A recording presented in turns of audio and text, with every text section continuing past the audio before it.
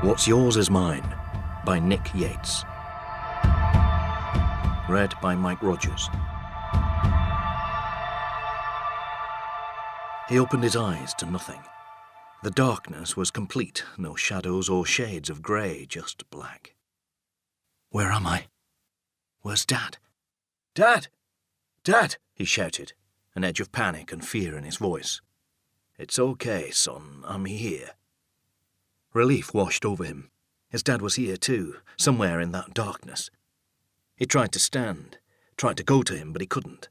Something around his chest restrained him, pinned his back to a cold, wet stone wall. He felt at a leather strap with his fingers. It was tight, immovable.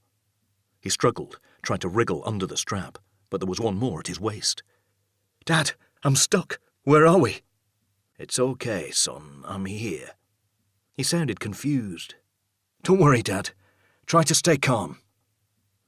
He forced himself to stop struggling and took deep breaths, trying to clear his mind like his dad had taught him before he'd lost. He had woken up to this darkness with no memory of how he'd got here, just a buzzy headache and a cotton wool mouth. When he thought back, it felt like days, but in truth it could have been hours. He just didn't know. He'd driven his old man back from the hospital and had sat with him in his front room. The doctor had confirmed it, what they had been fearing for some time now. Their conversation had been difficult. His dad had been upset and angry, struggling to cope with the reality of what was happening. He could understand that, of course. Who would enjoy being told they were slowly losing their mind? Told that very soon those little episodes of forgetfulness would get worse. How was anyone supposed to cope with the prospect of forgetting their own children's names, forgetting they even had any children? It must be terrifying, particularly for a man like him. He instinctively reached out, but the straps held him fast. Dad, hold on, okay? I'll think of something. Okay, son. He thought carefully, then checked his pockets for his phone. It was still there, but the battery was dead.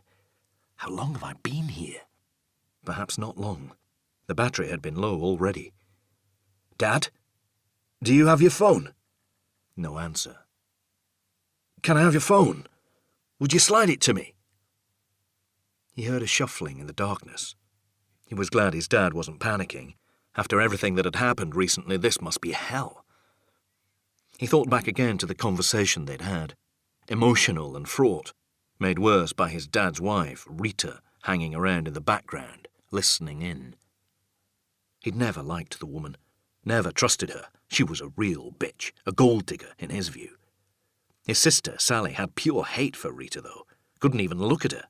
She called her the painted whore, and had said it to her face the first and only time they had met.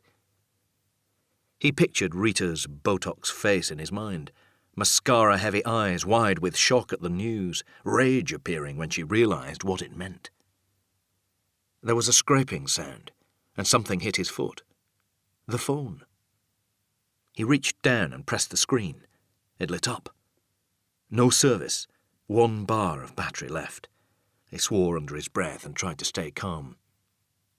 The screen pushed back the darkness slightly, a nimbus of light spreading out. It wasn't enough to see his dad, but enough to see what was immediately around him. A basement of some kind, judging from the pile of old boxes to his left. He looked at the screen. Still 1 bar. Still no service. He thought about turning it off, saving the battery just in case, but he needed to know where they were.